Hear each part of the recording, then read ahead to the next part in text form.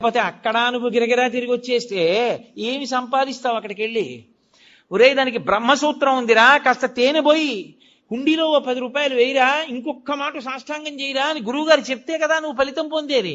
నీకు బ్రహ్మసూత్రం అంటే తెలియదు, శివలింగం మీద గీత ఎందుకుందో నీకు తెలియకపోతే నువ్వు వెళ్ళి కూడా ఏం చేసుకుంటావు ఆ క్షేత్రానికి? అందుకని గురువుతో వెళ్ళండి తీర్థయాత్రకి అనడానికి కారణం అక్కడ వచ్చింది. కాబట్టి ఆర్షలింగము ఋషి ప్రతిష్ఠ, రాక్షసలింగములను ఉంటాయి. వాటికి పూజ చెయ్యకూడదని నియమం ఉందని మీరు అనుకునేరు తప్పు. రాక్షసులు ప్రతిష్ఠ చేస్తారు.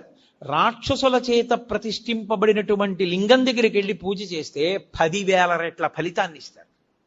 మానుషలింగములు అంటారు, మనుష్యులు ప్రతిష్ఠ చేసినటువంటి శివలింగాలు. ఇదిగో ఇప్పుడు ఇక్కడ ఉన్నటువంటి దేవాలయంలో ఉన్నటువంటి శివలింగం.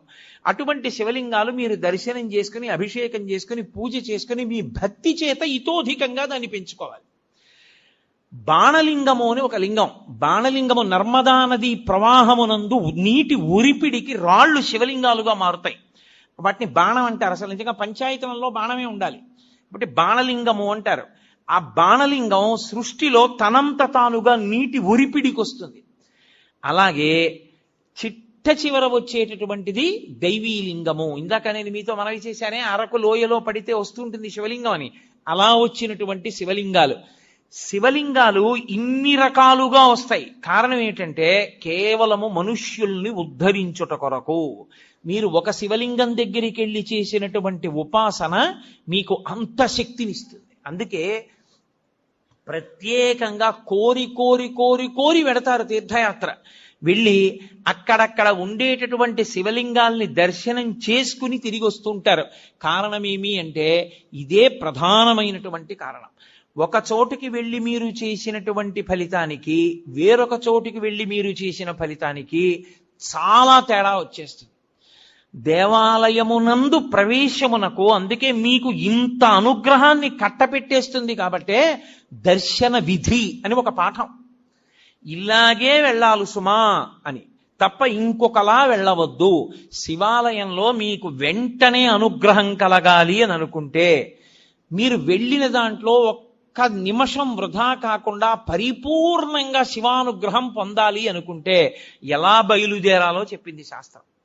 త్రిపుండ్రములను ధరించి బొట్టు పెట్టుకుని పంచ కట్టుకుని ఉత్తరీయాన్ని తీసి నడుముకి బిగించుకుని మీద ఉత్తరీయం వేసుకోకుండా శివాలయం బయటే చెప్పులు విడిచిపెట్టి కాళ్ళు కడుక్కుని కుడికాలు ముందు పెట్టి లోపలికి వెళ్ళి మొట్టమొదట రాజగోపురాన్ని చూసి తర్వాత శివాలయ గోపురాన్ని చూసి అప్పుడు మీరు శివాలయం దగ్గరికి వెళ్ళి నంది దగ్గర మాత్రమే మీరు ప్రదక్షిణాన్ని ప్రారంభం చేయవలసి ఉంటుంది.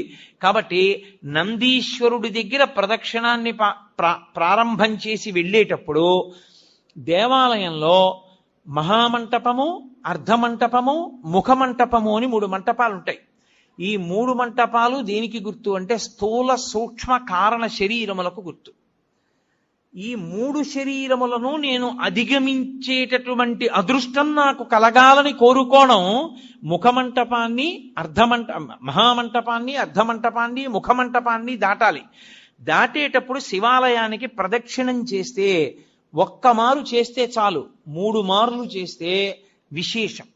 ఎందుకని 3 మాటలు? భగవాన్ రమణ మహర్షి ఎందుకు గిరి ప్రదక్షిణం చెయ్యాలి అన్నదానికి చెప్తుండేవారు. అంటే మీరు ప్రదక్షిణం చెయ్యడానికి కాళ్ళు కదుపుతుంటే మీ పాపములు కాలిపోతాయి. మీరు ఏ కోరికతో అలమటిస్తున్నారో ఆ కోరికలు ఇవ్వబడతాయి. మీరు ఏ కోరిక లేకుండా ప్రదక్షిణం చేస్తుంటే అంటే జన్మ జన్మాంతరములందు చేసిన పాపములు కూడా కాలిపోతాయి. ఆఖరి ఊపిరి దగ్గర పాపపుణ్యములు లేని స్థితి కల్పించి మోక్షం ఇవ్వబడుతుంది. ప్రదక్షిణం. అందుకు శివాలయ ప్రదక్షిణం వచ్చింది.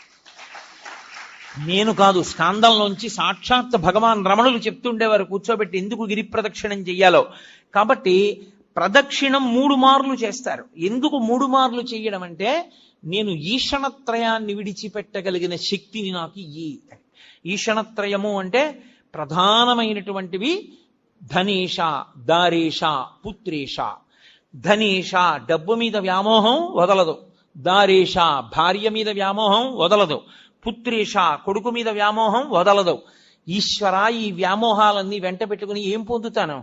పెద్దవాణ్ణి అయిపోయాను, నాకు ఇంకా ఈ వ్యామోహాలు తగ్గించి నువ్వు వాణ్ణి భద్రంగా నువ్వు చూడు అని కోరుకుని తిరిగితే 3 మార్లు దాని చేత వాసనాత్రయాన్ని ఈశ్వరుడు తీసేస్తాడు, ఈషణత్రయాన్ని తీసేస్తాడు.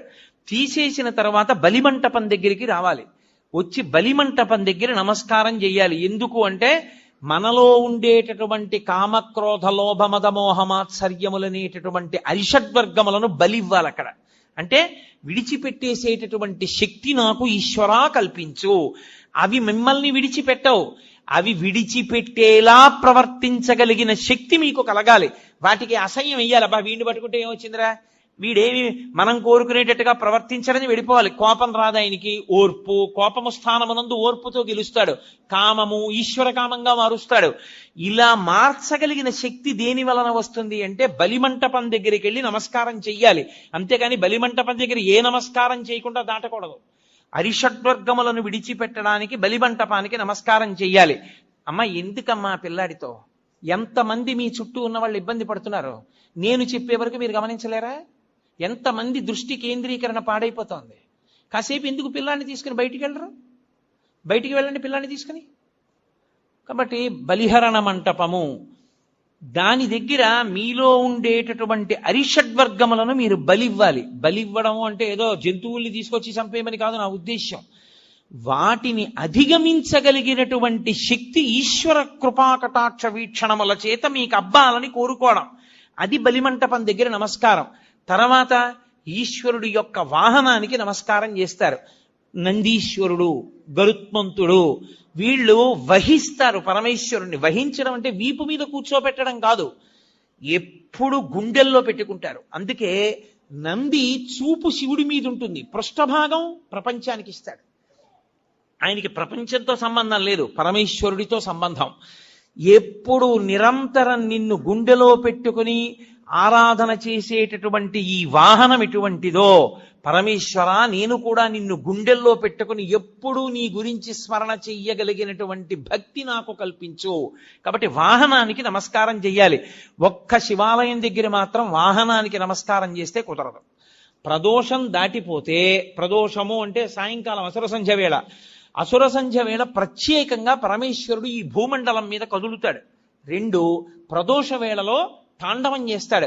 దేవతలందరూ శివాలయం దగ్గరికి ఎడతారు. అందుకే ప్రదోష వేళలో ఒక్క శివాలయానికే దర్శనం. 2 నరసింహస్వామి దర్శనం చెయ్యవచ్చు, దోషం లేదు.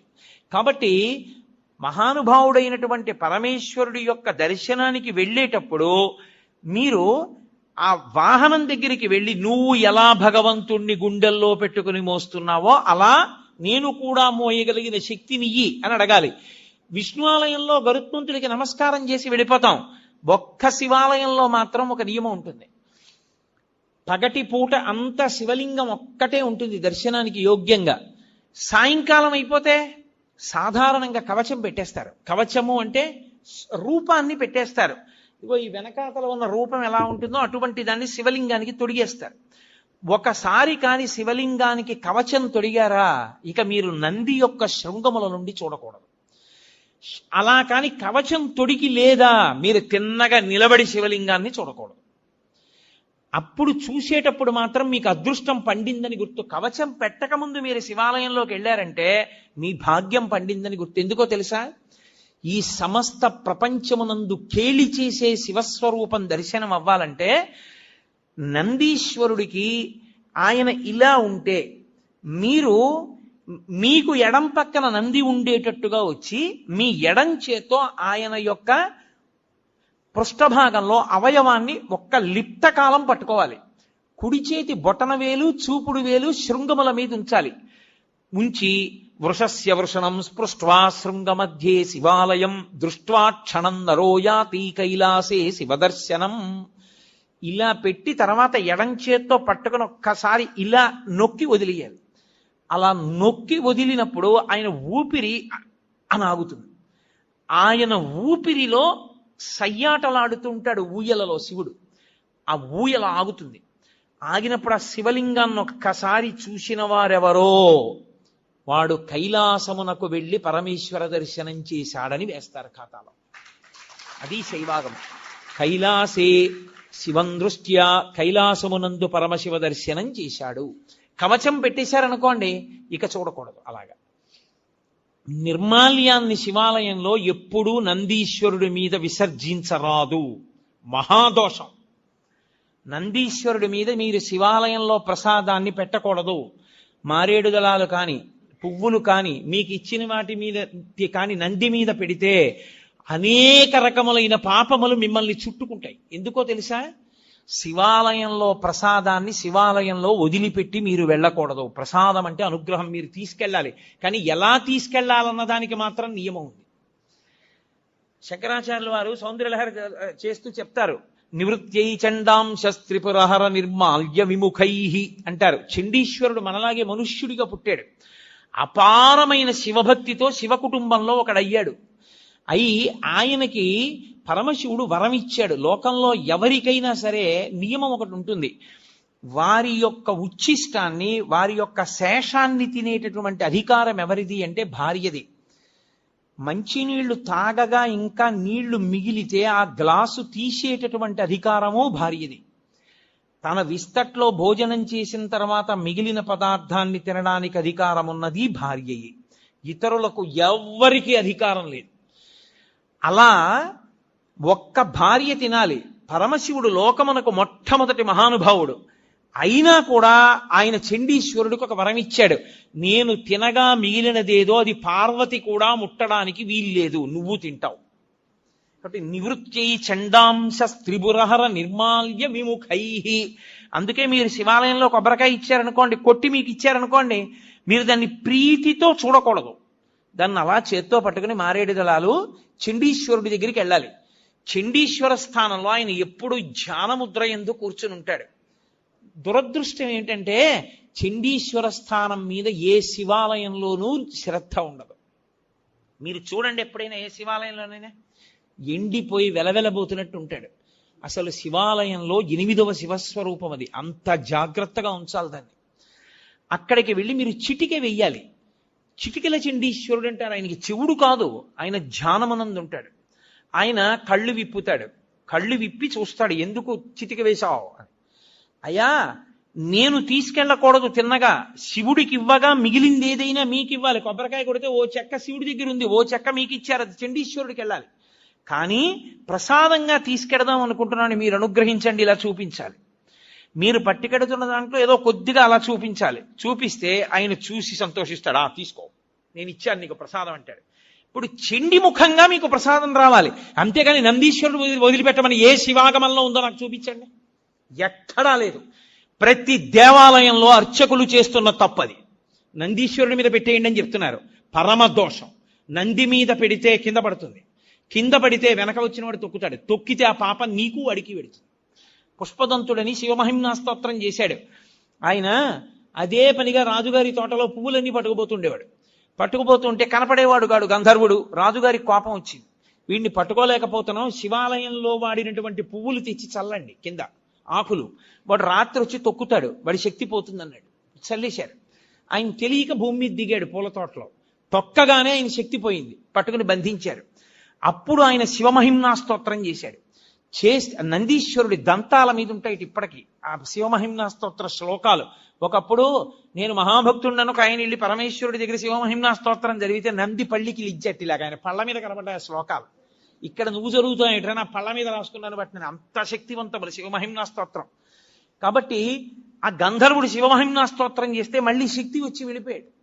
కాబట్టి శివ నిర్మాల్యాన్ని తొక్కకూడదు. తొక్కకూడని శివ నిర్మాల్యాన్ని ఆ నందీశ్వరుడి మీద పెట్టించడం ఏంటి? తప్పు కాదు. విభూతి దాని మీద చల్లేయండి అన్నాం, నిర్మాల్యం నంది మీద పెట్టి వెళ్ళిపోండి అన్నాం. అసలు శివాలయంలో ఉన్న అర్చకులు మొదట తెలుసుకోవాలి, అలా మనం చెప్పకూడదు.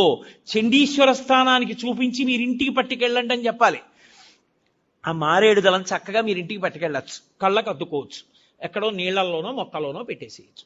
మీ ఇంటికి పట్టుకెళ్ళాలి, గడప దాటాలి ప్రసాదం. గడప దాటి ఇంటికి వస్తేనే శివానుగ్రహం.